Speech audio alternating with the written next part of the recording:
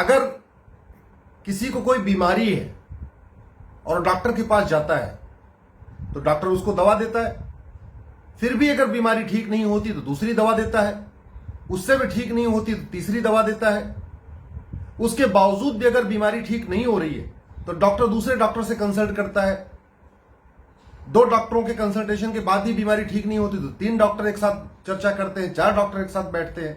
लेकिन ultimately doctors की कोशिश यह होती है उस बीमारी को जड़ से खत्म करना।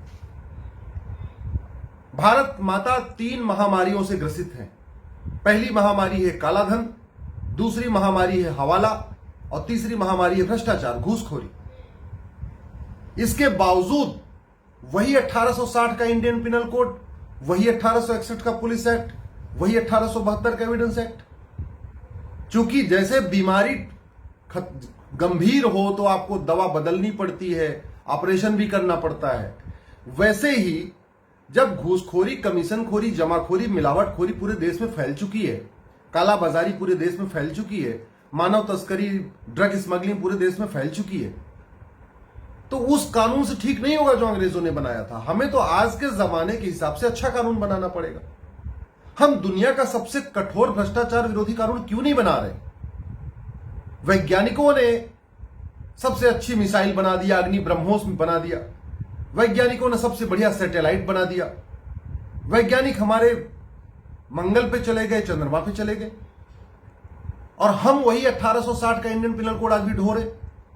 जब तक कानून नहीं बदलेगा, जब तक सारे के सारे अंग्रेजी कानून नहीं बदले जाएंगे, तब तक इस देश में न घुसपैठ बंद होगी, न धर्मांतरण बंद होगा, न घूसखोरी बंद होगी, न मिलावटखोरी बंद होगी, न कमीशनखोरी बंद होगी, न जमाखोरी बंद होगी, न मुनाफाखोरी बंद होगी, न मानव तस्करी बंद होगी, न नशे की तस्करी बंद होगी, न हथियारों की तस्करी बंद होगी। और देश विरोधी ट्वीट, देश विरोधी पोस्ट, देश विरोधी लेख ये भी चलते रहेंगे।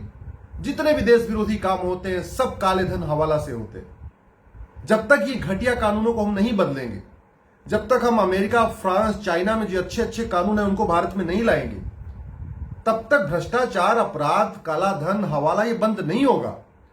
और इस देश के लिए सबसे बड़ा खतरा है भ्रष्टाचार। जनसंख्या विस्फोट से भी बड़ा खतरा है भ्रष्टाचार। जितने भी अवैध काम होते हैं, नक्सलियों की फंडिंग काले धन से होती है, माओवादियों की फंडिंग काले धन से होती है, अलगाववादियों की फंडिंग काले धन से होती है।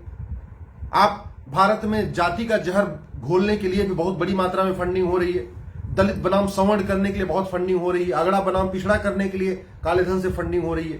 तो जितने भी देश विरोधी काम है, मजहबी उन्माद फैलाने के लिए फंडिंग हो रही है, जगह जगह मजार, दरगाह बनाने के लिए फंडिंग काले धन से हो रही है, जगह जगह मस्जिद बनाने के लिए फंडिंग काले धन से हो रही है, धर्मांतरण का धंधा काले धन से चल रहा है।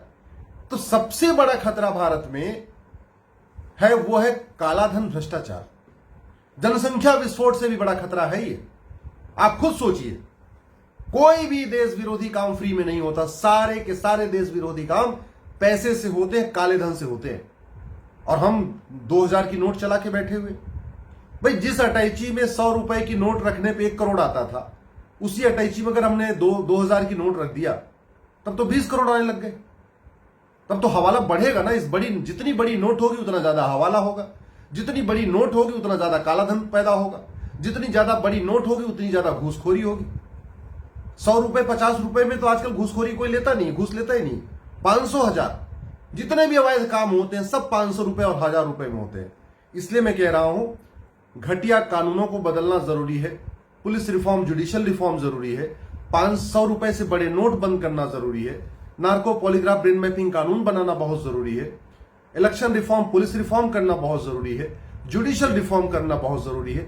जब तक हर तरीके से भ्रष्टाचार के खिलाफ कठोर हम कानून नहीं बनाएंगे, जब तक हम सारे घटिया कानूनों का, खासतौर पर 1947 के पहले के कानूनों को नहीं बदलेंगे, तब तक भ्रष्टाचार कम नहीं होगा, तब तक काला धन कम नहीं होगा, तब तक हवाला कम नहीं होगा।